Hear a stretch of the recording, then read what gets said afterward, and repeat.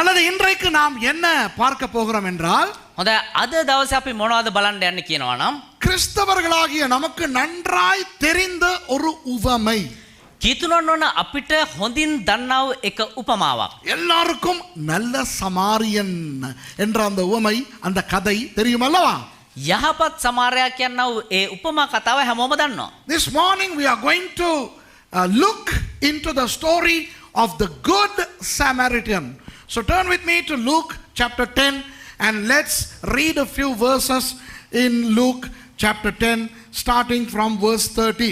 லூக்கா 10வது அதிகாரத்துக்கு திருப்பிக் கொள்வோம். ලූක් 10 වෙනි පරිච්ඡේදයට පෙළගමු.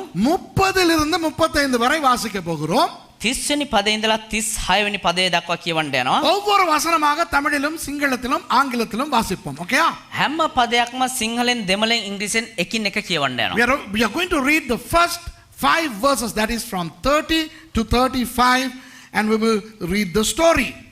இயேசு பிரதியுத்தரமாக, ஒரு மனுஷன் எருசலேமிலிருந்து எரிகோவுக்கு போகையில் கள்ளர் கையில் அகப்பட்டான். அவர்கள் அவன் வஸ்திரங்களை உரிந்து கொண்டு அவனை காயப்படுத்தி குற்றுயிராக விட்டு போனார்கள். යේසුස්සේ උත්තර දෙමින් කියනසේ එක්තරා මිනිසෙක් යෙරුසලමෙන් යෙරිකෝට යන කල හොරුන්ට අසුවිය. සොරුන්ගේ වස්ත්‍ර පැහැරගෙන ඔහුට පහර දී ඔහු අඩපණ කර ගියෝය. And Jesus answering said, A certain man went down from Jerusalem to Jericho and fell among thieves, which stripped him of his raiment and wounded him and departed, leaving him half dead. அப்பொழுது தற்செயலாய் ஒரு ஆசாரியன் அந்த வழியே வந்து அவனை கண்டு பக்கமாய் விலகி போனான். එක්තරා පූජකෙක් අහම්බෙන් ඒ මාර්ගයේ යනු ඔහු දැක අනික් පැත්තෙන් ගියේය. And by chance there came down a certain priest that way. When he saw him, he passed by on the other side. அந்தப்படியே ஒரு லேவியனும் அந்த இடத்துக்கு வந்து அவனை கண்டு பக்கமாய் விலகி போனான். එසේම ලෙවියෙක්ද එතනට පැමිණ ඔහු දැක අනික් පැත්තෙන් ගියේය. And likewise a Levite, when he was at the place, came and looked at him and passed by on the other side. பின்பு சமாரியன் ஒருவன் பிரயாணமாய் வருகையில் அவனை கண்டு மனதுருகி, නමුත් එක්තරා සමාරියෙක් ගමන යන අතර ඔහු සිටි තැනට පැමිණ ඔහු දැක අනුකම්පා කොට. But a certain Samaritan, as he journeyed, came where he was, and when he saw him, he had compassion on him. கிட்ட வந்து அவனுடைய காயங்களில் எண்ணெயும் திராட்சரசமும் வார்த்து காயங்களை கட்டி அவனை தன் சுய வாகனத்தின் மேல் ஏற்றி சத்திரத்துக்கு கொண்டு போய் அவனை பராமரித்தான். ළඟට ගොස් ඔහුගේ තුවාලවලට තෙල්ද මුද්‍රික පානයද වත්කොට තුවාල බැඳ තමාගේම මුර්ගයා පිට හිඳවාගෙන තානායමකට ගෙන ගොස් ඔහු බලාගත්තේය. And went to him and bound up his wounds, pouring in oil and wine, and set him on his beast, and brought him to an inn and took care of him. மறுநாளிலே தான் புறப்படும் போது 2 பணத்தை எடுத்து சத்திரக்காரன் கையில் கொடுத்து, நீ இவனை விசாரித்துக்கொள், அதிகமாய் ஏதாகிலும் இவனுக்காக செலவழித்தால் நான் திரும்பி வரும்போது அதை உனக்கு தருவேன் என்றான். පසුවද ඔහු මසු දෙකක් රැගෙන තානායම්කාරයාට දී මොහු බලාගන්න. මීට වැඩිය නුඹ වියදම් කරන දෙයක් මම නැවත ආකල නුඹට ගෙවන්නේ මේ කීවේය. And on the morrow, when he departed, he took out 2 pence and gave them to the host, and said unto him, Take care of him, and whatsoever thou spendest more, when I come again, I will repay thee. இந்த கதை எல்லாருக்குமே தெரியும், அப்படித்தானே? මේ කතාව හැමෝටම දන්නවා. එහෙමනේ? அப்போ தெரியாவிட்டாலும் இது ஒரு லேசான கதை. ඒක දන්නේ නැති වුණත් මේක ඉතා පහසු කතාවක්. எருசலேமிலிருந்து எரிகோவுக்கு ஒருவன் பிரயாணமாய் போகிறான். යෙරුසලම ඉඳලා යෙරිකෝට එක්කෙනෙක් ගමන් කරනවා. கள்ளர்கள் அவனை பிடித்து அடித்து காயப்படுத்தி அவன் அப்படியே குற்றுயிராய் கிடக்கிறான். හොරුව අල්ලගෙන ගහලා තුවාල කරලා ඔහු හැම වැටලා ඉන්නවා. ஒரு ஆசாரியன் வந்து கணக்கெடுக்காமல் போகிறான். එක පූජකයෙක් ඇවිල්ලා ගණන් ගන්න නැතුව ගමන් කරනවා. அப்புறம் ஒரு லேவியன் வந்தும் கணக்கெடுக்காமல் போகிறான். ඊට පස්සේ එක ලෙවිවරයෙක් ඇවිල්ලා ගණන් ගන්න නැතුව ගමන් කරනවා. சமாரியன் வந்து அவனை பார்த்து සමහරෙක් ඇවිල්ලා ඔහුව බලලා அவனுடைய காயங்களை காயங்களை எண்ணெயாலும் திராட்சரசத்தாலும் சுத்தம் செய்து ඔහුගේ තුවාල වලට තෙල් වලුනුත් ඒ වගේ මුද්‍රික පානයනුත් ඔහුව පිරිසිදු කරලා அவனை தன்னுடைய கழுதையின் மேல் வைத்து ஒரு சத்திரத்துக்கு கொண்டு போய் ඊට පස්සේ ඔහු ඔහුගේ බූරුව අපිට තියාගෙන ඔහුව එක තානායමකට අරන් ගිහිල්ලා அதிலே அவனை வைத்துவிட்டு இவனும் அன்று இரவு அங்கே தங்கி ඊට පස්සේ ඔහු ඒ තානාමේ නවත්තලා මෙයත් ඒ රැයේ තානාමේ නැවතිලා அடுத்த நாள் அந்த சத்திரக்காரனுக்கு 2 பணத்தை கொடுத்து ඊට පස්සේ පණම් මේ කාසි දෙකක් මේ තානාමේ අයිතිකාරයාට මේ පුද්ගලයා දීලා நான் போகிறேன் நீங்கள் இவனை நன்றாய் பார்த்துக் கொள்ளுங்கள் என்று சொல்லி මම යනවා ඒ උනාට මෙයාව හොඳට බලාගන්න කියලා. அப்படி நான் திரும்பி வரும்பொழுது ஏதாவது கூடுதலாய் செலவழிந்திருந்தால் நான் பணத்தை கொடுப்பேன் என்றும் சொல்லிவிட்டு போகிறான். ඔයා මේ මම දෙන මුදලට වඩා වැඩි මොනවා හරි වියදම් කරන ඒක ආපහු මං ආපහුම දෙන්නම් කියලා කියනවා. We know this story only too well. There was a man who traveled from Jerusalem to Jericho and thieves, robbers attacked him and he was wounded and he was laying there by the side of the road. And a priest came, did nothing, just turned away and went. Then came a Levite. He also didn't do anything about this man who was wounded. He just walked away. But there came a Samaritan who got off his donkey, treated this wounded man with oil and wine, and then put this man on the donkey, took him to an inn, and he stayed the night with that person. And the next day, the Samaritan gave 2 pence to the innkeeper and said, now look after him carefully, and if you spend more than what I have given you, when I come back, I shall repay you. What a wonderful story is this. எவ்வளவு அழகான ஒரு கதை இது. කොච්චර ලස්සන කතාවක්ද මේක? உங்களுக்கு தெரியுமா இந்த கதையை காலாகாலமாக எத்தனை விதமாக அர்த்தம் கொடுத்திருக்கிறார்கள் என்று? ඔබ දන්නවද කොච්චරදෝ කාලයක ඉඳලා මේක විවිධාකාරයෙන් මේකට අර්ථකථන දීගෙන ඉන්නවා කියලා? அதிகமான ஊழியர்கள் சுவிசேஷத்துக்கு இந்த கதையை பயன்படுத்துவார்கள். බොහෝ සේවකයෝ සුභාරංචිය දේශනා කරන්න මේ කතාව පාවිච්චි කරනවා. அதாவது அந்த சுவிசேஷத்திலே நல்ல சமாரியனாக இயேசு வந்து எங்களை எல்லாம் காயம் கட்டி காப்பாற்றுகிறார் என்று பிரசங்கம் பண்ணுவார்கள். ඒ කියන්නේ මේ කතාවේ වගේ යහපත් සමාරියෙක් ලෙස යේසුස් වහන්සේ ඇවිල්ලා තුවාල වෙලා අපි ඉන්න මොහොතේදී අපිව බේර ගන්නවා කියලා කියනවා. This story has been interpreted by many people in many ways.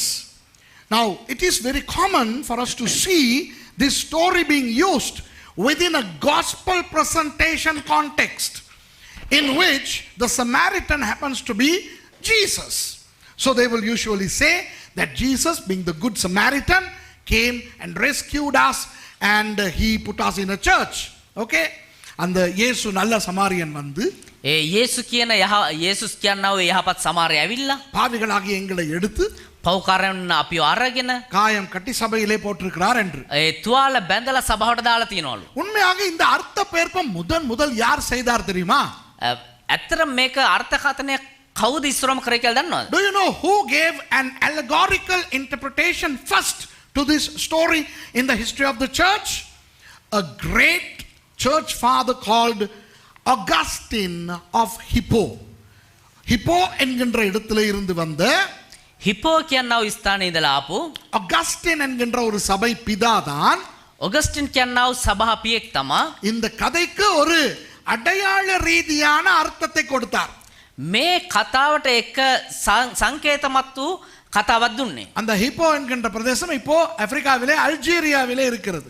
දැන් ඒ හිපෝ කියනව ප්‍රදේශය අප්‍රිකාවේ අල්ජීරියා කියනව ප්‍රදේශයේ තිබෙනවා. Hippo of the old is in today's Algeria in Africa.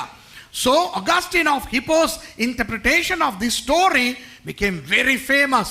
Augustine கொடுத்த அந்த அர்த்த பெயர்ப்பு மிகவும் பிரபலம் அடைந்தது. ඒ ඔගස්ටින් දුන්නව ඒ අර්ථ කතනය ඉතාමත් ප්‍රසිද්ධ වුණා. அதனால் இன்றைக்கு நல்ல சமாரியன் சபை, நல்ல சமாரியன் ஊழியங்கள், நல்ல சமாரியன் பாடசாலை என்று நல்ல சமாரியன் என்ற பெயரில் எத்தனையோ கிறிஸ்தவ அமைப்புகள் நிறுவனங்கள் உண்டு.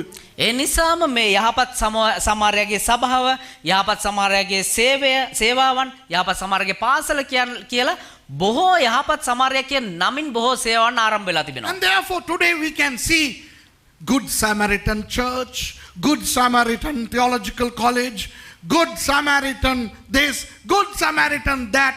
The Good Samaritan expression has become very, very famous. Okay? ஆனால் හැබැයි இந்த அகஸ்டின் சொன்னது உண்மையாய் சரியா? ඔගස්ටින් කිව්වව ඒ දේ ඇත්තද හරිද?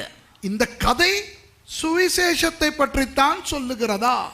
මේ කතාවෙන් ඇත්තටම සුභාරංචිය ගැනද කියන්නේ? But the question is, was Augustine correct? Did what he say really, did it really mean in the story? Now let's examine what Augustine said. Augustine என்ன சொன்னார் என்று பார்ப்போமா? ඔගස්ටින් මොනවද කිව්වේ කියලා බලමුද? அந்த மனுஷன் அடி வாங்கினானே அவன் வந்து ஆதாமுக்கு அடையாளமாம். ඒ ගුටි කාපු මනුෂ්‍යයා ඇවිල්ලා ආදම්ට සමානයිලු. அதனால் ஆதாம் வழி வந்த எல்லா மனுஷர்களையும் அது குறிக்குமாம். ඒ නිසා ආදම් කන්නකොට එනව හැම මනුෂ්‍යයෙක්ම ඒකට ඇතුළත් වෙනවලු. He said, Augustine said that this man who was wounded represents Adam and therefore the whole humanity. அந்த கள்ளர்கள் யார் தெரியுமாவாம்? ඒ හොරු කවුද දන්නවද? பிசாசும் அவனுடைய தூதர்களுமாம். යක්ෂයාත් යක්ෂයාගේ දූතයත්ලු. And the thieves who attacked the man represents the devil and his angels. Okay? அப்போ பிசாசினால் தாக்கப்பட்ட மனுஷன் உதவி இல்லாமல் கிடக்குறானா? එතකොට යක්ෂයාගෙන් පහර ලැබුව ඒ මනුස්සය කිසිම උදව්වක් නැතුව වැටලා ඉන්නවලු. அப்போ அந்த வழியாக ஆசாரியன் வந்துவிட்டு அந்த பக்கம் பார்த்து கொண்டு போகிறானே. එතකොට අර එක පූජකෙක් ඇවිල්ලා ඔහුව බලන්න නැතුව අනිත් පැත්තෙන් යනවනේ. அதுதான் பழைய ஏற்பாட்டு ஆசாரியத்துவம், பழைய ஏற்பாட்டு பலிகள். அதால் முடியவில்லையா மனுஷனை காப்பாற்ற. ඒ තමා පරණ ගිවිසුමේ පූජාවන්, පරණ ගිවිසුමේ පූජකයන්, ඒ කියන්නේ ඒ දේවල් වලින් බැරි වුණාලු මනුෂ්‍යව බේරගන්න. அப்புறம் அந்த லேவியன் வந்தானே, ඊට පස්සේ ලෙවිවරෙක් ආවනේ. அவனும் அந்த பக்கம் பார்த்து விட்டு போனானே. එයාත් බලන්න නැතුව අනිත් පැත්තෙන් යනවනේ. அதாவது பழைய ஏற்பாட்டின் சட்டதிட்டங்கள் நியாயப்பிரமாணங்களால் முடியவில்லையா மனிதனை காப்பாற்ற. ඒ කියන්නේ පරණ ගිවිසුමේ නීති රීති 50 වලින් බැරි වුණාලු මනුෂ්‍යව ආරක්ෂා කරගන්න. Man was attacked by the devil and he was laying wounded, and the priest came, and the priest signifies the Old Testament sacrificial system. The Old Testament sacrificial system could not help the wounded man. And then came a Levite, that is the Old Testament law. So the Old Testament law could not help this man. So the entire Old Testament was totally helpless in helping this man who was wounded by the devil. முழு பழைய ஏற்பாட்டாலும் முடியவில்லையாம் සම්පූර්ණ පරණ ගිවිසුමෙම බැරි වුණාලු இந்த மனுஷனை காப்பாற்ற. මේ මනුෂ්‍යව ආරක්ෂා කරගන්න. வந்தானாம் ஒரு சமாரியன், ආවලු එක සමාරියෙක්. அவர்தான் இயேசு. ඒ තමයි යේසුස් වහන්සේ. Then came a Samaritan who represents Jesus. அவன் என்ன செய்தான்? ඔහු මොනවද කරේ? இவனை காயம் கட்டி මෙයාගේ තුවාල බැඳලා எண்ணெயும் திராட்சரசமும் போட்டு තෙලුත් මුද්‍රික පානයක් දාලා கழுதையின் மேல் ஏற்றி එයාව බූරුවා පිටේ නංගලා சத்திரத்திலே கொண்டு போய் விடுகிறான். ඊට පස්සේ තානායක් මට ගිහිල්ලා ඇතුල් කරනවා. சத்திரம் தானாம் சபை, තානායම තමා සභාව. அந்த சத்திரக்காரன் தானாம் அப்போஸ்தலனாகிய பவுல். ඒ සභාවේ ඒ තානාමේ අයිතිකාරයා තමයිලු අපොස්තල පවුල්. So Augustine went on to say that the Samaritan, namely Jesus, treated the wounded man and put this man on his donkey, took him to an inn, and the inn represents the church, and the innkeeper represents Paul the apostle. Okay? அப்புறம் ரெண்டு பணம் கொடுத்துட்டு ඊට පස්සේ කාසි දෙකක් දීලා நான் போய் திரும்ப வருவேன் என்கிறாரே, මම ගිහිල්ලා ආපහු එන්නම් කිව්වනේ. அதுதானாம் இயேசுவின் இரண்டாவது வருகை. ඒක තමයිලු යේසුස් වහන්සේගේ දෙවෙනි පැමිණීම. Then this man, the Samaritan, says to the innkeeper, after paying 2 coins, I shall come back. Now that represents the second coming of Jesus. இதை கேட்கும் போது ரொம்ப ஆசையாய்த்தான் இருக்கும். මේක අහනකොට හරියට ආස හිතනවා නේද? ஆனால் இது உண்மையா? හැබැයි මේක ඇත්තද? இதைத்தான் இயேசு சொன்னாரா? මේක තමාද යේසුස් වහන්සේ කිව්වේ? இயேசு இந்த கதையை சொல்லும் பொழுது இதுதான் அவர் அர்த்தம் கொண்டாரா? යේසුස් වහන්සේ මේ කතාව කියද්දි මේකද දුන්නා වර්ථය? Allegorical interpretations are very attractive. You know, people love to hear allegorical interpretations. But was Augustine right? Did Jesus really mean what Augustine said by way of interpreting the story? No. Let us examine why Jesus said what he said in this story. ஆண்டவராகிய இயேசு ஏன் இந்த கதையை சொன்னார் என்று பார்ப்போம். යේසුස් ක්‍රිස්තුස් වහන්සේ ඇයි මේ කතාව කිව්වේ කියලා බලමු. அதற்கு நாங்கள் 25வது வசனத்துக்கு போக வேண்டும். ඒකට අපි 25 වෙනි පදයට යන්න ඕනේ. For that, to understand why Jesus told this story, we need to go to verse 25. Let's read verse 25. 25வது வசனத்தை வாசிப்போமா? 25 වෙනි පදය කියමු. அப்பொழுது நியாய சாஸ்திரி ஒருவன் எழுந்திருந்து, බලව ව්‍යවස්ථාව උගන්වන්නෙක් නැගිට, yeah, read that bit. And behold, a certain lawyer stood up அவரை சோதிக்கும்படி උන්වහන්සේ පරීක්ෂා කරමින් and tempted him, போதகரே, நித்திய ஜீவனை சுதந்திரத்துக் கொள்ளும்படிக்கு நான் என்ன செய்ய வேண்டும் என்று கேட்டான். ආචාර්යනි සදාකාල ජීවනය උරුම කරගන්න පිණිස මා විසින් කමක් කළ යුතුදයි ඇසුවේය. saying, Master, what shall I do to inherit eternal life? ஒரு நியாய சாஸ்திரி, ඒ කියන්නේ ව්‍යවස්ථා ගුරුවරයෙක්. அவன் நியாய பிரமாணத்தை கற்றுக் கொடுக்கிறவன்.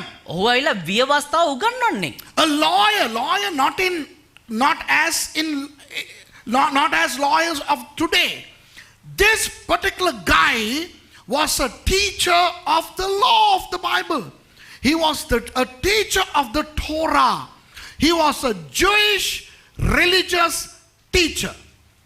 இந்த நியாய சாஸ்திரி என்பவன் யார் தெரியுமா? මේ ව්‍යවස්ථා ගුරුවරු කියන්නේ කවුද දන්නවද? பழைய ஏற்பாட்டின் நியாய பிரமாணத்தை கற்றுக் கொடுக்கின்ற ஆசிரியர்கள். පරණ ගිවිසුමේ තිබෙනා ඔය ව්‍යවස්ථා නීති රීති උගන්වන්නා වූ ගුරුවරු. இந்த பழைய ஏற்பாட்டை கற்றுக் கொடுக்கின்ற அந்த யூத நியாய சாஸ்திரிகள் பயங்கர பெருமையோடு தான் திரிவார்கள். මේ පරණ ගිවිසුමේ ව්‍යවස්ථා උගන්වන්නා ඔය ගුරුවරු ඉතා උඩඟු ලෙස තමයි ඉන්නේ. எங்களுக்கு தெரியாதது ஒன்றும் இல்லை. අපිට දන්නේ නැති මොකුත් නැහැ. நாங்கள் பெரியவர்கள். අපි ලොක්කෝ. மற்றவன் எல்லாம் வசனம் தெரியாதவன். අනිත් හැමෝම වචනේ දන්නේ නැති අය. நாங்கள் உயர்ந்தவர்கள். අපි උසස් වූ අය. ஏனென்றால் பொதுவாக நியாய சாஸ்திரிகள் லேவி கோத்திரத்தை சேர்ந்தவர்களாய்த்தான் இருப்பார்கள். சரியா? ඇයි කියනවනම් ව්‍යවස්ථා උගන්වන ගුරුවරු බොහෝ වෙලාවට ලෙවි ගෝත්‍රයෙන් ආපු අය විදිහට තමයි ලෙවි ගෝත්‍රයෙන් ආපු අය. இந்த இந்துக்களில் பிராமணர்கள் இருக்கிறார்களே, உயர்ந்த குலம் என்று சொல்லி அது மாதிரி என்று வைத்துக் கொள்ளுங்களேன். මේ හින්දු ජාතින් තුල ඉන්නවා බ්‍රාහ්මණ ජාතියෙන් කුලයෙන් ආවව කට්ටිය කියලා. ඒ වගේ අපි හිතමු. அப்போ இப்படி ஒரு பெருமை பிடித்த ஒரு யூத நியாயப்பிரமாண ஆசிரியன் தான் இயேசுவை சோதிக்க கேள்வி கேட்கிறான். එතකොට මේ වගේ ව්‍යවස්ථාව දන්න ව්‍යවස්ථාව උගන්වන ගුරුවරයෙක් තමයි යේසුස් වහන්සේව පරීක්ෂා කරන්න හදන්නේ. இயேசுவை சோதிப்பதற்கென்றால் என்ன அர்த்தம் தெரியுமா? යේසුස් වහන්සේව පරීක්ෂා කරා කියන එකේ අර්ථය මොකක්ද දන්නවද? நான் இவர் பதில் சொல்ல முடியாத ஒரு கேள்வியை கேட்கிறேன். මෙයාට උත්තර දෙන්න බැරි ප්‍රශ්නයක් මම අහනවා. நான் ஒரு கேள்வி கேட்க போறேன். මම එක ප්‍රශ්නයක් අහන්න යනවා. இயேசு திக்கு முக்காட போகிறார். යේසුස් වහන්සේ ஹோல்மாங் හොල්මන් වෙන්න යනවා. அவருக்கு பதில் சொல்ல முடியாம நோண்டி ஆக போறார். එයාට උත්තර දෙන්න බැරුව එයා නෝන්ඩි වෙන්න යන්නේ. அவர் நோண்டி ஆக்க போறேன். මම යාව නෝන්ඩි කරන්න යන්නේ. இதற்காக ஒரு கேள்வியை கேட்கிறான். මේ උදෙසා එක ප්‍රශ්නයක් අහනවා. Excuse me. සම වෙන්න. நித்திய ஜீவனை சுதந்தரிக்க நான் என்ன செய்ய வேண்டும் கேட்கிறான். සදාකාල ජීවන ලබා ගන්න මොනවද කරන්න ඕනේ? Now you know the teachers of the law in the Jewish culture in the days of Jesus were very uppish and proud. Usually a lot of teachers of the law came from the tribe of Levi, the tribe which involves itself in the priestly work of God. So usually the teachers of the law are very proud. They think we know the law, we know the Torah, you people don't know unless we teach you. So one day one of these uppish proud law teachers of law wanted to question Jesus to tempt him. Do you know the meaning of that?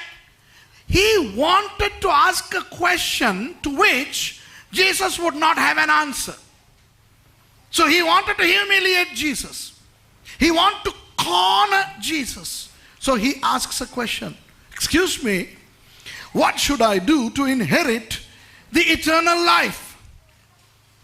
இயேசுவுக்கு தெரியும். යේසුස් වහන්සේට දන්නවා. மாப்பிள்ளை என்னைய மாட்டி வைக்கிறதுக்கு தான் கேட்கிறாரு. මනවල මහත්තයන්නේ මාව මාට්ටු කරගන්න තමයි කොහෙන් හරි ගුලියක් දෙන්න. என்கிட்ட கேள்வி கேட்டா මගෙන් ප්‍රශ්නයක් ඇහුවා නම් நான் ஏதாவது பதில் சொன்னா මම මොනවා හරි උත්තරයක් දුන්නා නම් அந்த பதில்ல குற்றம் கண்டுபிடிச்சு ඒකේ ඒ දෙන උත්තරේ මොකක් හරි මේ උගලක් අටවන්න அது அப்படி இல்லையேன்னு சொல்லி இயேசுவை கேவலப்படுத்துறது தான் நோக்கம். ඒ දුන්න උත්තරේ වැරදි ඒක එහෙම නෙමෙයි කියලා මොනවා හරි කියලා ලැජ්ජාටපත් කරන්න තමයි කියලා යේසුස් වහන්සේ දැනන් හිටියා. Now Jesus knew that this fellow was not innocent. He was not asking the question innocently. Jesus knew that this fellow wanted Jesus to give an answer and find fault with that answer, thereby humiliating Jesus. அதனால் இயேசு என்ன தெரியுமா செய்கிறார்? ඒ නිසා යේසුස් වහන්සේ මොනවද දන්නවද කරේ? அவனிடத்தில் பதில் சொல்லாமல் ඔහුට උත්තර නොදී அவன் கேள்விக்கு பதிலாக ஒரு கேள்வியை தூக்கி போடுகிறார்.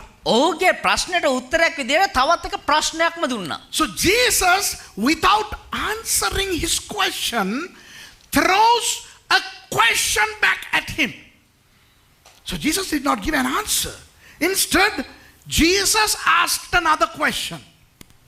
இயேசு என்ன சொல்லுகிறார் பாருங்கள். යේසුස් වහන්සේ මොනවද කිව්වේ කියලා බලන්න. 26வது வசனம். அதற்கு அவர் 26 වෙනි පදේ ඒට උන්වහන්සේද He said unto him, நியாயப்பிரமாணத்தில் என்ன எழுதி இருக்கிறது, நீ வாசித்திருக்கிறது என்ன என்றார். ව්‍යවස්ථාවේ ලියා තිබෙන්නේ කිමෙක්ද? නුඹ කියවන්නේ කෙසේද ඇසුසේක? What is written in the law? How readest thou?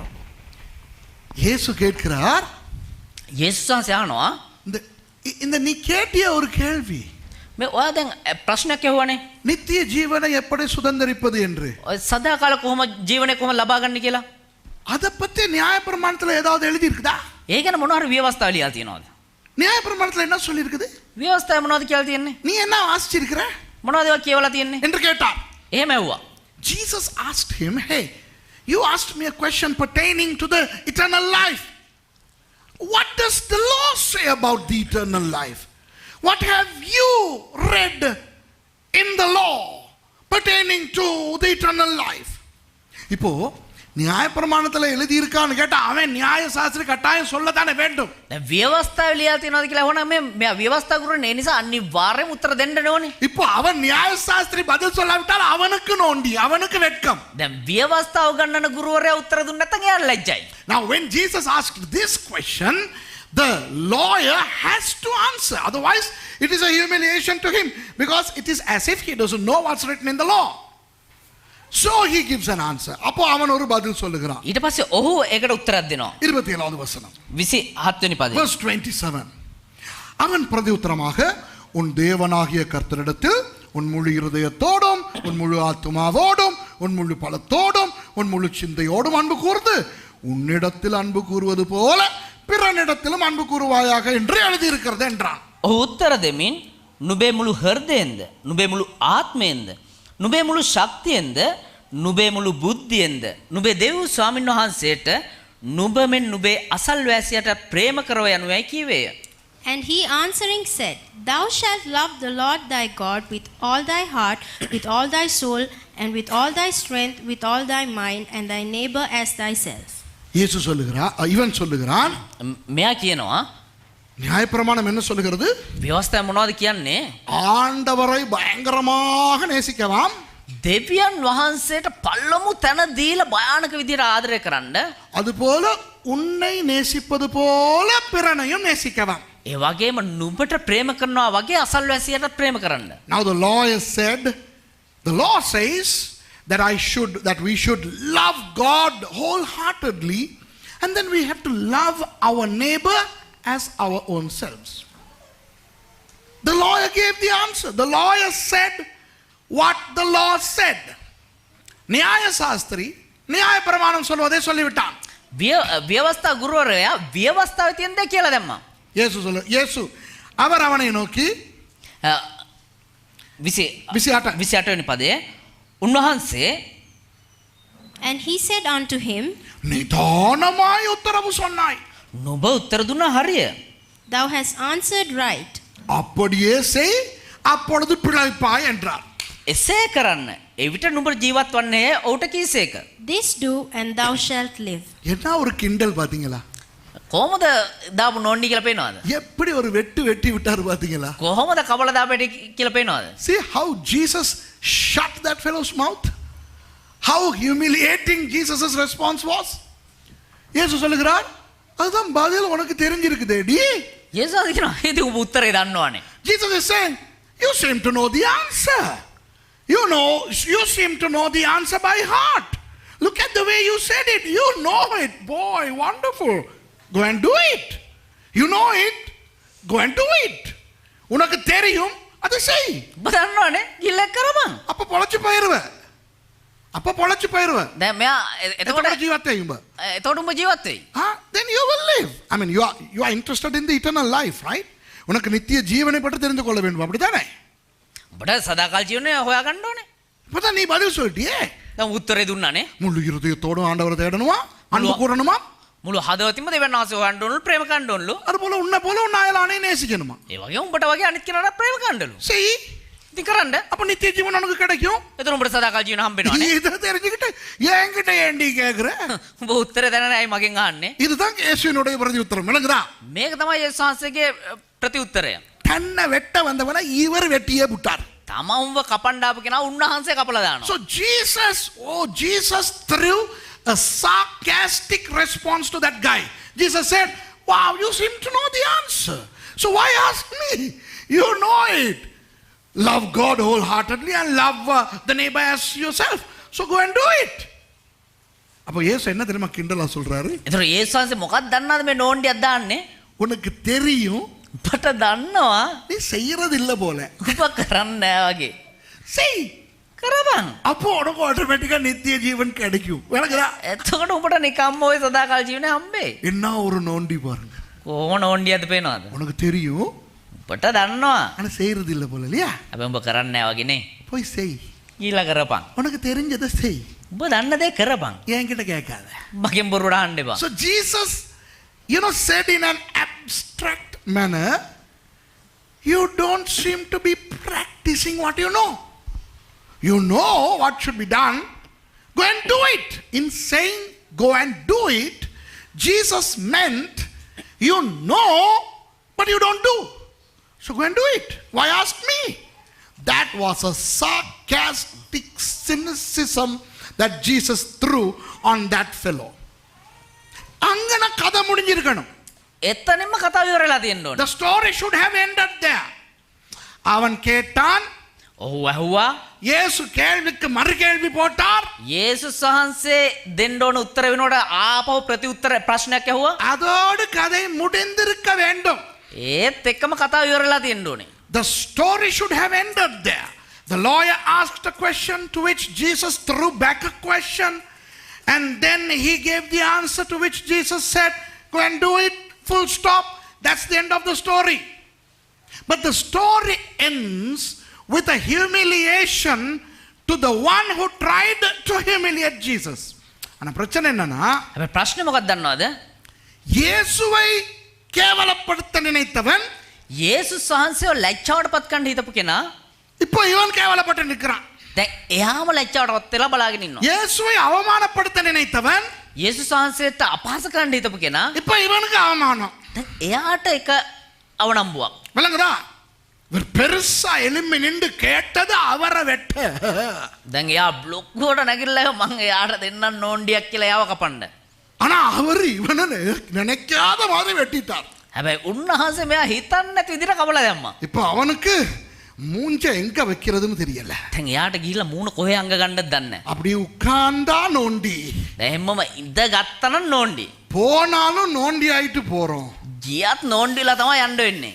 அதனால அவன் அந்த நியாய சாஸ்திரி இன்னும் கதையை விடல. ඒ නිසා මේ ව්‍යවස්ථාව ගන්නන ගුරුවරයා තාම කතාව අතහැරියේ නැහැ. The lawyer was so embarrassed. He did not want to just sit down, because if he sat down, he's embarrassed. If he leaves, he has to leave in embarrassment. So in order to cover his embarrassment, he continues. Look what he says. அதனால் அவன் தொடர்ந்து சொல்லுகிறான் 29வது வசனம். ඒ නිසා ඔහු දිගටම කතා කරගෙන ඉන්නවා. ඒක පෙන්වනවා 29 වෙනි පදේ. அவன் தன்னை நீதிமான் என்று காண்பிக்க மனதான இயேசுவை நோக்கி, எனக்கு பிறன் யார் என்று கேட்டான்.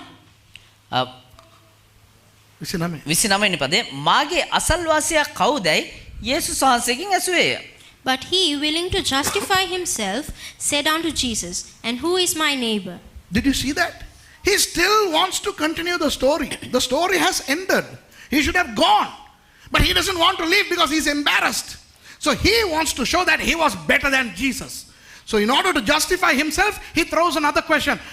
Excuse me, who is my neighbor? உனக்கு தான் நோண்டி ஆயிட்டு போக விருப்பம் இல்லாம දැන් නෝන්ඩි වෙලා යන්න අකමැති නිසා உன்னை போல உன் அயலானை அல்லது பிறனை நேசின்னு சொன்னான் தானே. දැන් නුඹට වගේ නුඹේ අසල්වාසියට ප්‍රේම කරපන් කියලා කිව්වනේ. அந்த பிறன் அந்த அயலான் யார் என்று கேட்கிறான். කවුද ඒ අසල්වාසියා කියලා අහනවා.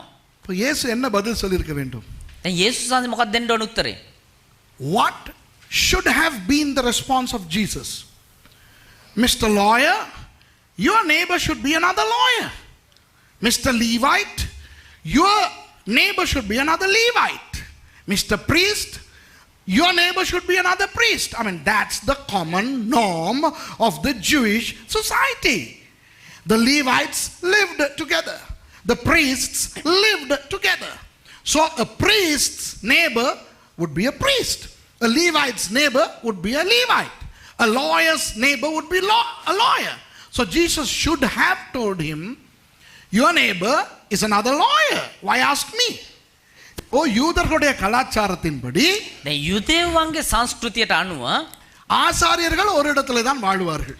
පූජකයෝ එකම ස්ථානයක තමයි ජීවත් වෙන්නේ. லேவியர்கள் ஒன்றாய் தான் வாழ்வார்கள். ලෙවිවරු එකට තමයි ජීවත් වෙන්නේ. நியாய சாஸ்திரிகள் நியாய சாஸ்திரிகளோடு தான் இருப்பார்கள். ව්‍යවස්ථා උගන්වන්නෝ එකතු වෙලා තමයි ජීවත් වෙන්නේ. அப்ப என் அயலவன் அல்லது என் பிறன் யார் என்று கேட்டால் එහෙමනම් මගේ අසල්වාසියා කවුද කියලා ඇහුවනම් இயேசு என்ன பதில் சொல்லி இருக்க வேண்டும்? යේසුස් වහන්සේ මොකක්ද දෙන්න ඕන උත්තරේ? அது கூட உனக்கு தெரியாதா? ඒකවත් උඹට දන්නේ නැද්ද? உன்னை போல ஒரு நியாய சாஸ்திரி தான் உன் அயலான். නුඹ වගේම නුඹේ තව ව්‍යවස්ථා ගුරුවරයෙක් තමයි නුඹේ අසල්වාසියා. உன்னை போல ஒரு லேவியன் தான் உன் பிறன்.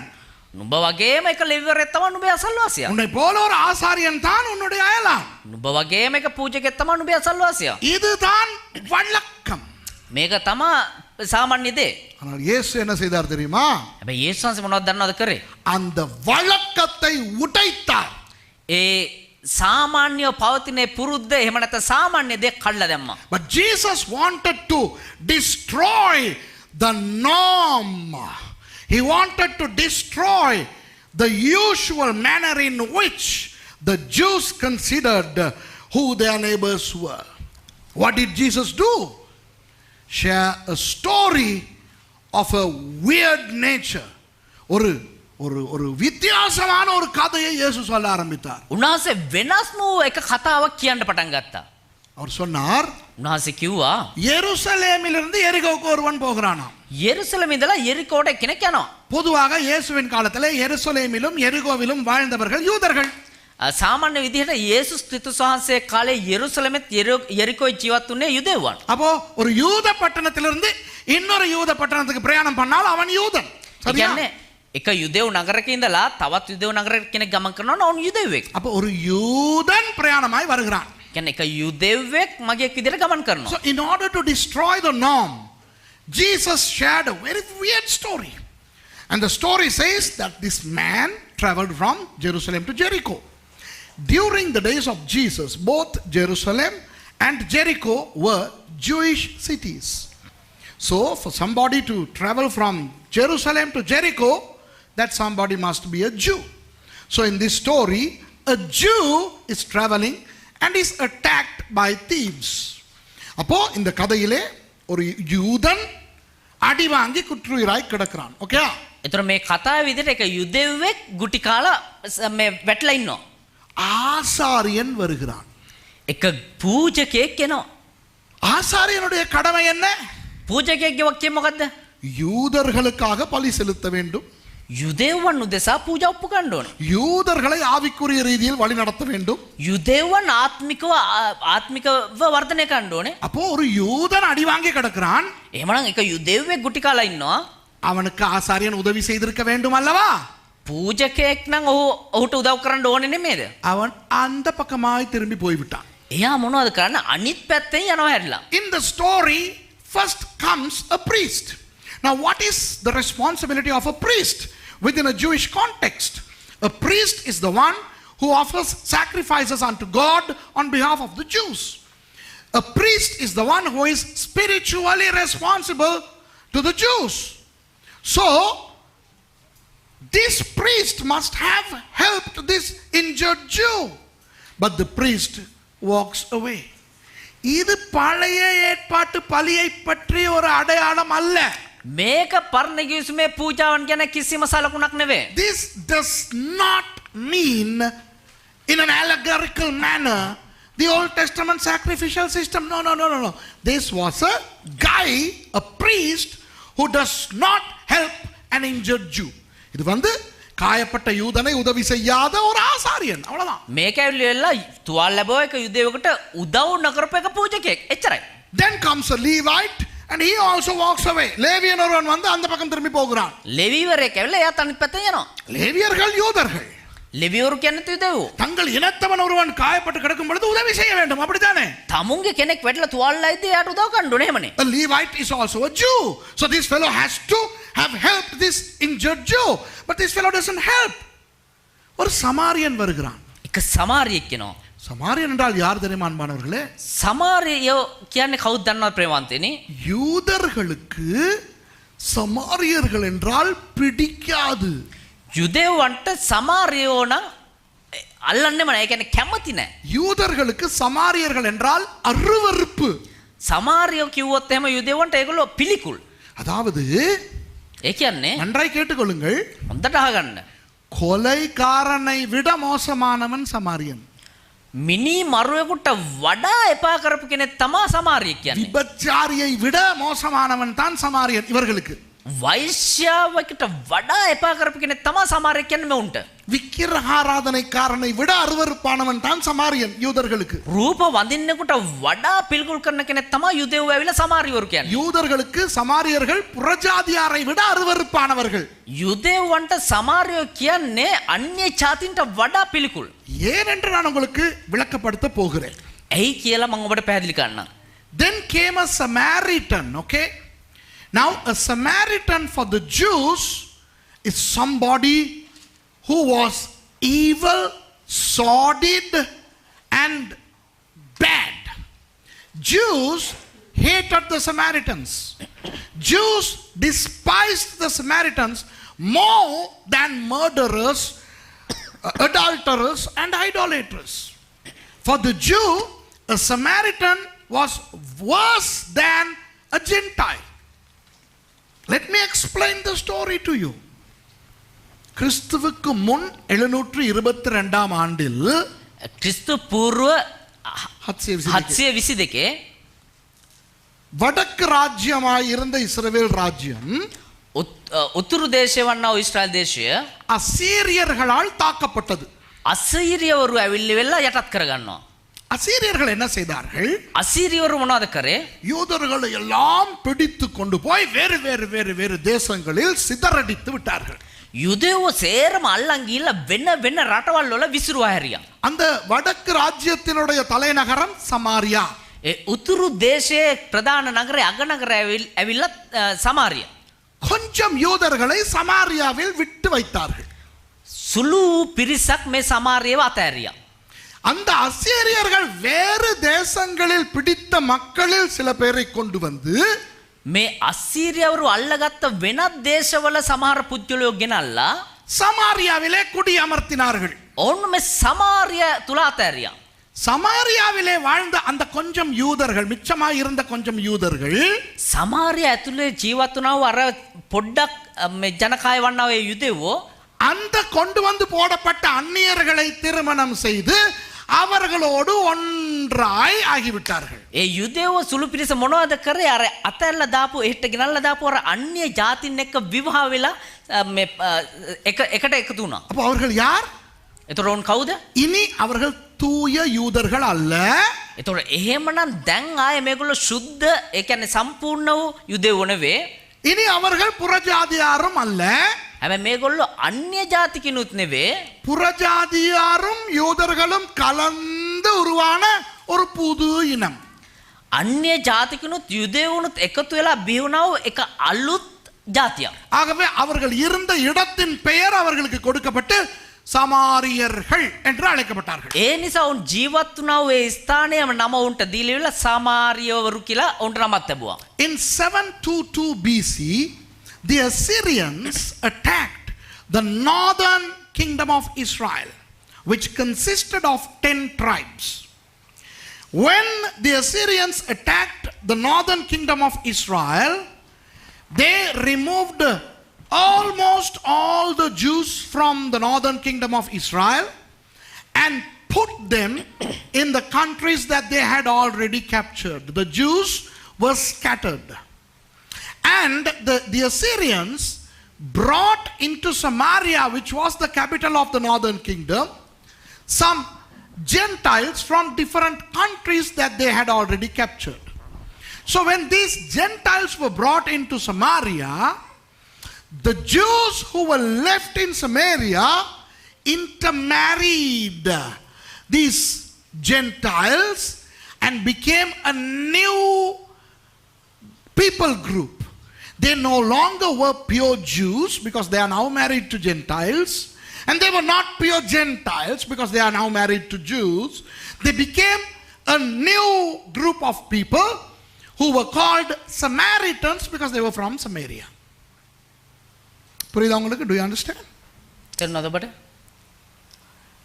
இப்போ தெற்கு ராஜ்யம் எருசலேம் வில் வாழ்ந்த யூதர்கள் இருக்கிறார்களே. දැන් දකුණු දේශ ජීවතනව එහෙම නැත්නම් යෙරුසලම අගනගරය කරගත්තේ යුදෙවෝ ඉන්නවනේ. அவர்களுக்கு இதை பார்த்ததும் அருவருப்பாய் போய்விட்டது. ஐயா! දැන් මේගොල්ලන්ට අරගොල්ලෝ බලද්දීම හරි අප්‍රිය ඊයා. So the Jews who lived in Jerusalem from the southern kingdom of Judah despised the idea of the northern Jews marrying these heathens and becoming one with those Gentiles. So these southern Jews, Jerusalem Jews, started hating the Samaritans. They despised the Samaritans. The யூதர்கள் எந்த அளவுக்கு சமாரியர்களை வெறுத்தார்கள் தெரியுமா? මේ යුදෙවෝ කොයි තරම් දුරට සමාරියවරු අප්‍රිය කරාද දන්නවද? எருசலேம் இங்கே இருக்கிறது. යෙරුසලම් මෙහෙම තියෙනවා. கலிலேயா இங்கே இருக்கிறது. ගලිලයා මෙහෙම උඩ තියෙනවා. நடுவிலே சமாரியா இருக்கிறது. சரியா? මැදින් තියෙනවා සමාරිය.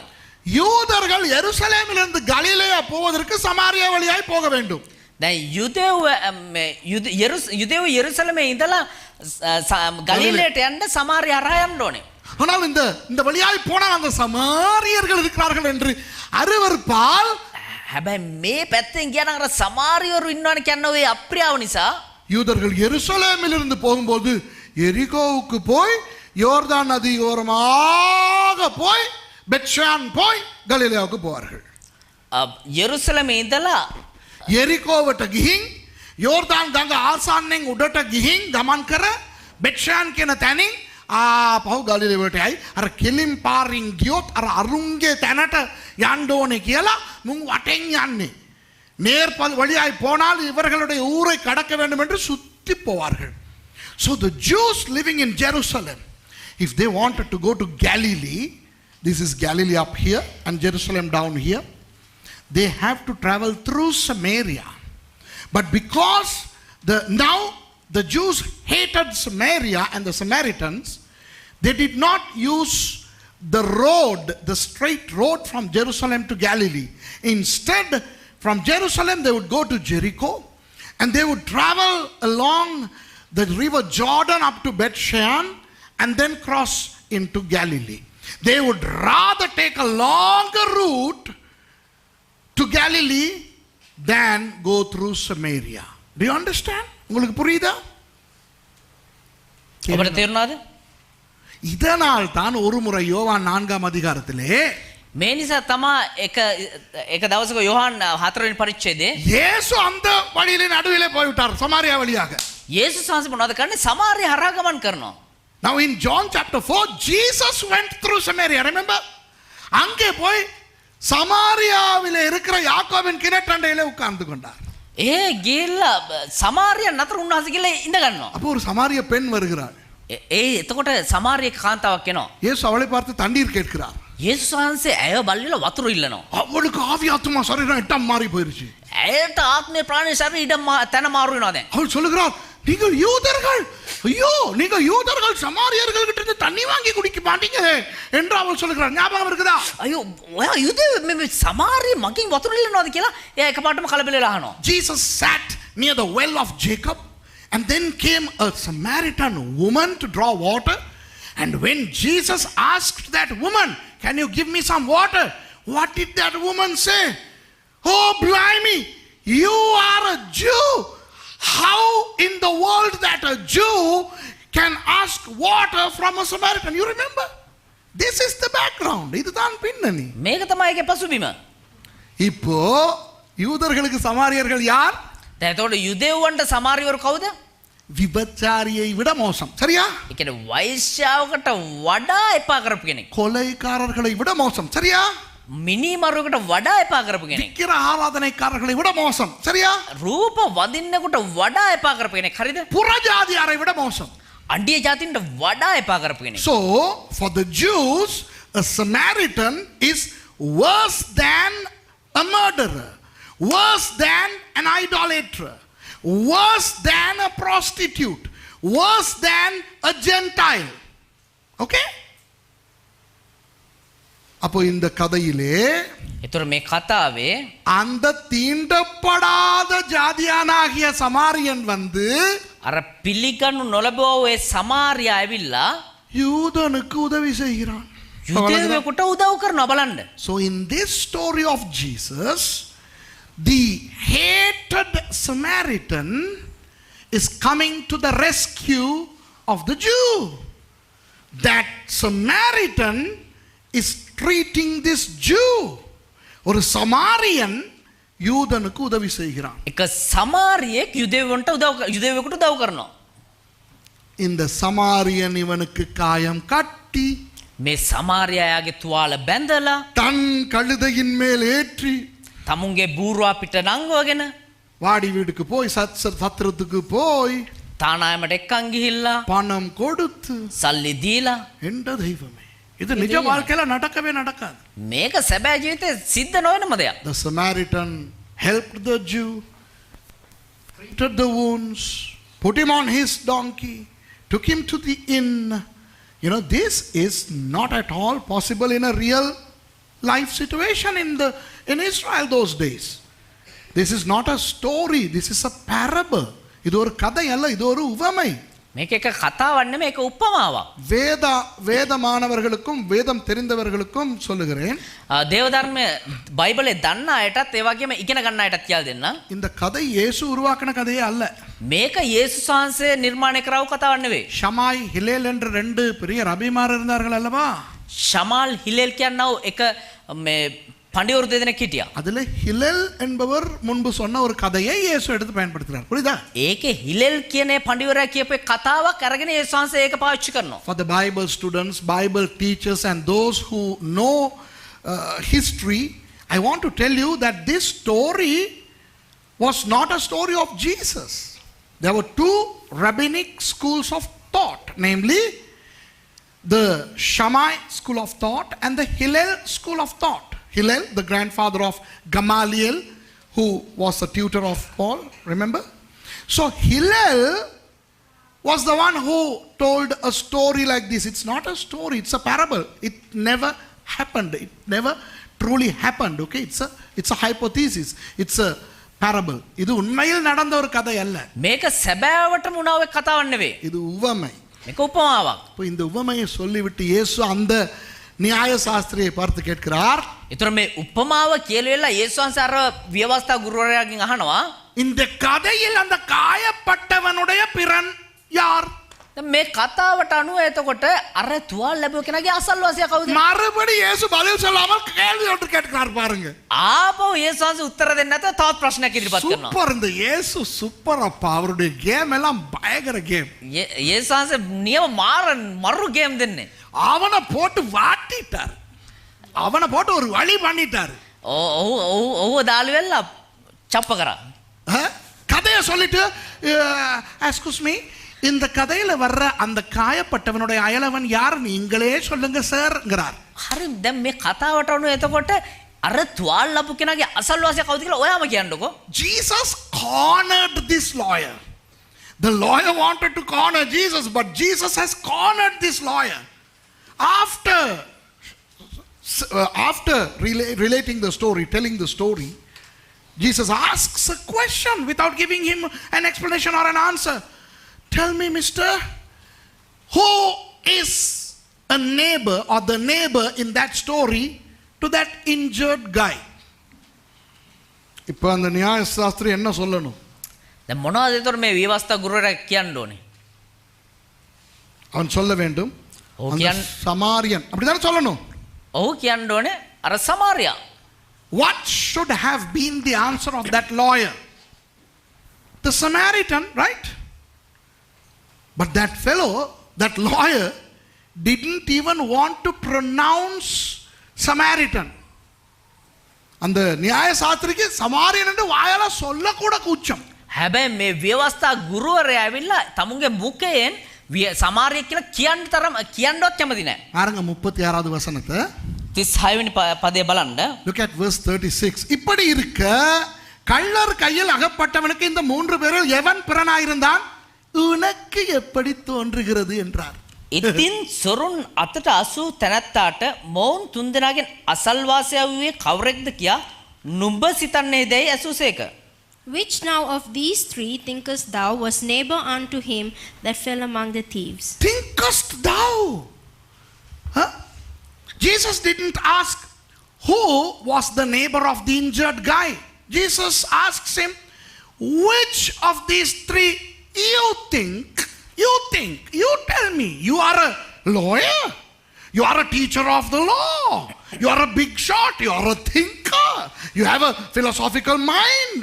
You are trying to corner me. Now you tell me, according to your own understanding on your conception, who of these three is the neighbor of that injured guy?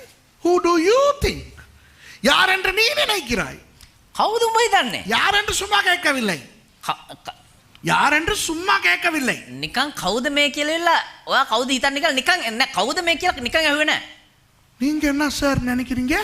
වා මොනවද සර් හිතන්නේ? நீங்க தான் பெரிய நியாய சாஸ்திரியே. ඔයාලා ලොකු ව්‍යවස්ථා ගුරුවරයෙක්නේ. நீங்களாம் பெரிய ஞானிகள் தானே. හොඳ ප්‍රඥාවන්තෙන්නේ. இப்போ உங்களுக்கு எப்படி தோணுதுங்க? இது ඔයාට කොහොමද හිතන්නේ? சொல்லுங்க. කියන්නකෝ. இப்போ அவனுக்கு சமாரியன் என்று சொல்ல விருப்பம் இல்லை. දැන් එයාට සමාරියා කියලා කියන්න කැමති නෑ. The lawyer doesn't want to pronounce the expression Samaritan. Look what he says. 37வது வசனம். அதற்கு அவனுக்கு இரக்கம் செய்தவனே என்றான். 37 වෙනි පදේ ඔහුට කරුණා කළ තැනැත්තෑයයි ඔහු කීවේය. And he said, he that shewed mercy on him. See how he responds. The lawyer says, he who showed mercy on him. That's the guy in your story. That's the guy. He didn't want to even say Samaritan. சமாரியன் என்று சொல்லி இருக்கலாம் தானே. සමාරිය කියලා කියන්න පුළුවන් නේ. இல்ல அந்த இரக்கம் செஞ்சானே அவன்தான். නර කරුණාව දැක්වන්නේ එයා තමයි. இயேசு பிடிச்சிட்டாரு. சொல்லிட்டதானே இருடி உனக்கு கொடுக்குறேன் கேம். பதில சொல்லிட்டதானே இருடி உனக்கு கொடுக்குறேன் கேம் இயேசு. උත්තර දුන්නා ඊටවන් දෙන්න උඹට ගේම. வரகுதா? Jesus now has completely trapped this guy. Now this guy is now inescapable. He is now cornered.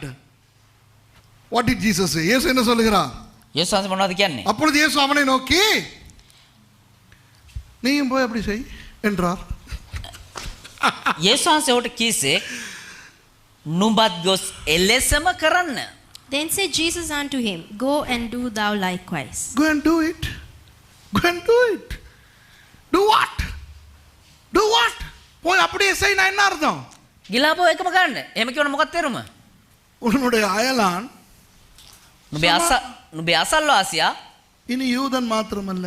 අහ යුදෙවෝ විතරක් නෙවෙයි. இனி லேவியன் மாத்திரமல்ல. ලෙවිවරු විතරක් නෙවෙයි. இனி நியாயசாஸ்திரி மாத்திரமல்ல. විවස්ථා ගුරුවරු විතරක් නෙවෙයි. நீங்கள் அருவருக்கிற சமாரியர்களும் உங்களுக்கு அயலவன் தான். அப்படியே வாழு, நித்திய ஜீவனுக்கு நீ போவ. அவ்வளவுதான். උඹ අප්‍රිය කරන සමාරියත් උඹේ අසල්වාසිය තමයි. එහෙම ජීවත් වෙන්න උඹට සදාකාල ජීවනය හම්බෙයි. What did Jesus mean? Jesus said, hey, your neighbor is no longer another Levite. Your neighbor is no longer another Jew. Your neighbor is no longer another teacher of the law. But your neighbor is now even a Samaritan. Jesus broke the distinction between the high class and the low class of people. இயேசு உயர்ந்தவன் தாழ்ந்தவன் என்ற நிலையை உடைக்கிறார். அதுதான் இந்த உவமையின் அர்த்தம். උන්වහන්සේ උස් පහත් කියන ભેදය කඩලා දැම්මා. ඒක තමයි මේ කතාවේ තේරුම. நல்ல சமாரியன் உவமையின் ஒரே நோக்கம் යහපත් සමාරය කියන කතාවේ එකම අරමුණ. இயேசுவுக்கு உள்ளே வந்தால் යේසුස් වහන්සේ අපි තුලට ආවනම් இனி உயர்ந்தவன் தாழ்ந்தவன் கிடையாது. ආයේ උස් පහත් කියලා කෙනෙක් නැහැ. படித்தவன் படிக்காதவன் என்று கிடையாது. ඉගෙන ගත්ත නූගත් මෝඩ කියලා දෙයක් නැහැ. பணக்காரன் ஏழை என்று கிடையாது. පොහොසත් දුප්පත් කියලා දෙයක් නැහැ. ஜாதி கிடையாது. ಜಾති ભેද නැහැ. உயர்ந்த ஜாதி தாழ்ந்த ஜாதி கிடையாது. උසස් කුලේ පහත් කුලේ කියලා දෙයක් නැහැ. The sole purpose of this parable was to show that in Jesus there is no difference between the elite and the simple, the rich and the poor, the literate and the illiterate, the educated and the non-educated. No differences whatsoever in Jesus. Everyone is the same. இயேசுவுக்குள்ளாக எல்லாருமே ஒரே மாதிரியானவர்கள் என்பதனை காட்டதான் இந்த உவமை. යේසුස් වහන්සේ තුල හැම කෙනෙක්ම එක සමානව ඉන්නවා කියන උදේ පෙන්වන්න තමයි මේ කතාව. இதுக்கு ஒரு சந்தோஷமா ஒரு அல்லேலூயா ஆமென் கைத்தட்டி எதுவும் சொல்றதுக்கு மண்ணு மாறி கேட்டுக்கிட்டு இருக்குது. உங்களுக்கு தெரியுமா? ඔබ දන්නවද? நீங்கள் மட்டும் என்னுடைய பிரசங்கத்தை கேட்டுக்கொண்டு இல்லை. ඔබ විතරක් නෙවෙයි මගේ දේශනාව අහගෙන ඉන්නේ. ஆயிரக்கணக்கான லட்சக்கணக்கான பேர் என்னுடைய பிரசங்கத்தை கேட்கிறார்கள். දහස් ගණන් ලක්ෂ ගණන් සෙනඟ මගේ දේශනාව අහනවා. உங்களுக்கு சொல்லுகிறேன். ඔබට කියන්නම්. இன்றைக்கு அநேக தமிழ் கிறிஸ்தவர்கள் අද බොහෝ දෙමළ කිතුණුවන් ஜாதி பார்க்கிறார்கள். ಜಾති බලනවා. அநேக தமிழ் கிறிஸ்தவ பாஸ்டர்மார் බොහෝ දෙමළ දේවදාසයින් ஜாதி பார்க்கிறார்கள். කුල ભેදය බලනවා. அது எப்போ வெளியே வரும் தெரியுமா? ඒක කොහොමද එළියෙන් කොයි වෙලාවෙද එළියට එන්නේ දන්නවද? ஒரு கல்யாணம் நடக்கும்போது විවාහයන් සිද්ධ වෙද්දී. அவங்க நம்ம ஆளுக. එයා අපේ කෙනෙක් නෙවෙයි. අපේ කෙනෙක්. அவர் நம்ம ஐயோ அவங்க எங்க ஆளுக இல்ல.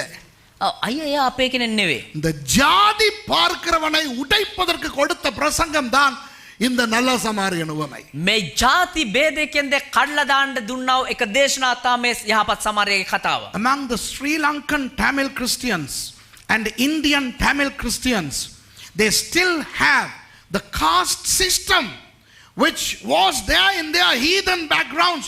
They have brought them into Christianity. And when it comes to marriage, when it comes to union between families, these Christians, they still have that caste differences, and even pastors are supporting these caste differences. Shame on them. The sole purpose of this parable of the Good Samaritan is to show that in Christ we are all one. நல்ல சமாரியனுடைய உவமையின் ஒரே நோக்கம் යහපත් සමාරයේ කතාවේ එකම අරමුණ எல்லா கிறிஸ்தவர்களும் ஒரே மாதிரி அந்தஸ்துள்ளவர்கள். හැම කිතුණුවෙක්ම එක සමානයි කියන දෙ පෙන්වනවා. இனி சிங்களவன் தமிழன் என்று இல்லை. ආයේ දෙමළ සිංහල කියලා කෙනෙක් නැහැ. கிறிஸ்தவன் කිතුණුවන් சிங்களம் பேசும் கிறிஸ்தவன் தமிழ் பேசும் கிறிஸ்தவன் அவ்வளவுதான்.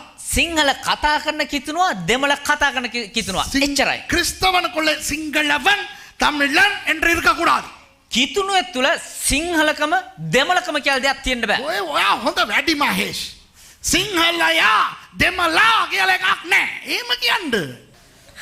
යේසුස් වහන්සේ තුල සිංහලයා කියලා එකක් නැහැ. දෙමළා කියලා එකක් නැහැ. සුද්දා කියලා එකක් නැහැ. කල්ලා කියලා එකක් නැහැ. දුඹුරා කියලා එකක් නැහැ. සිංහල කතා කරන කිතුණුවා. දෙමළ කතා කරන කිතුණුවා. ඉංග්‍රීසි කතා කරන කිතුණුවා. තේරුණාද මං කියන එක? கிறிஸ்துவுக்குள்ளாக சிங்களவன் தமிழன் வெள்ளைக்காரன் கருப்பன் மண்ணிறமானவன் அப்படிலாம் கிடையாது. சிங்களம் பேசும் கிறிஸ்தவன், தமிழ் பேசும் கிறிஸ்தவன், இங்கிலீஷ் பேசும் கிறிஸ்தவன். There is no black, white, African, brown Christians. Tamil speaking Christians, Sinhala speaking Christians, English speaking Christians, white skinned Christians, brown skinned Christians, because we are all one in the Lord Jesus. We are all Christians, washed by the same blood of Jesus. இயேசு கிறிஸ்துவின் இரத்தத்தினால் கழுவப்பட்ட ஒரே இனமாய் நாம் இருக்கிறோம். යේසුස් ක්‍රිස්තුස් වහන්සේගේ ලේ වලින් හෝදපු සැබෑ වූ එකම කණ්ඩායමක් විදියට පුද්ගලයන් ලෙස අපි ඉන්නවා. யாராவது இனி ஜாதி பாத்தீங்கன்னா, කවුරු හරි ආයේ ಜಾති ભેද බැලුවා නම්, யாராவது இனி பேதம் பாத்தீங்கன்னா, කවුරු හරි ආයේ මොකක් හරි ભેදයක් බැලුවා නම්, நிகழ்ச்சி பார்க்குற தமிழங்களுக்கும் சொல்றேன். මේ වැඩසටහන බලන දෙමළායටත් කියන්නම්. லூக்கா 10வது அதிகாரத்துல 25ஆம் வசனத்துல இருந்து 36ஆம் வசனம் வரைக்கும் கிழிச்சு உங்க பைபிள்ல இருந்து தூர வீசிடுங்க. ලූක් 10 වෙනි පරිච්ඡේදයේ 25 වෙනි පදේ ඉඳන් 30 වෙනි පදේ දක්වා තියෙනවා. 37 වෙනි පදේ දක්වා තියෙනවා. ඒ කොටස ඉරලා විසිකන්න. அது உங்க பைபிள்ல இருக்க வேண்டாம். ඒක ඔබේ බයිබලයේ තිබිය යුතු නැහැ. இருக்கணுமா இருந்தா ඒක තියෙන්න ඕනේ නම් நீங்களும் அந்த உவமையின் அர்த்தத்துக்கு ஏற்ற மாதிரி வாழுங்க. ඔබත් ඒ උපමා කතාවට අර්ථවත් වෙන ආකාරයෙන් ජීවත් වෙන්න. ஜாதி பார்க்காதீங்க. ಜಾති ભેද බලන්න එපා. விளங்குதா? තේරුණාද? அது பிசாசு, ඒ යක්ෂයා அது அசுத்தம், එක අපිරිසුදුයි. அருவருப்பு. එක අප්‍රියජනකයි. இயேசு அதை உடைத்தார். යේසුස් වහන්සේ කඩලා දැම්මා. ஜாதி பார்த்து கொண்டு ಜಾති ભેද බලාගෙන நீங்க உங்களை பாஸ்டர்னு சொல்லிக்கிறாதீங்க. சீ தூ வெக்கம். ඔබ දේවදාසය කියලා කියනවා චී තු. ஜாதி பார்த்துக்கிட்டு இருந்தா நீ ஒரு கிறிஸ்தவன் கிடையாது. நீ அருவருப்பானவன். ಜಾති ભેද බලන ඔබ එක කිතුන වෙන්නේ නෙමෙයි, ඔබ අප්‍රියජනක කෙනෙක්. ஜாதி பார்க்குற கிறிஸ்தவ பாஸ்டர் எல்லாம் பாஸ்டரே கிடையாது. ಜಾති ભેද බලන කට්ටිය කෙනෙක් නම් ඔබ දේවදාසයෙක්ම නෙවෙයි. நீ ஜாதி பார்க்குற பாஸ்டரா இருந்தா ஊழியத்தை விட்டுட்டு போயிட்டு ஐயராகு பூநூல் போட்டுக்கிட்டு போ, கோயிலுக்கு போ.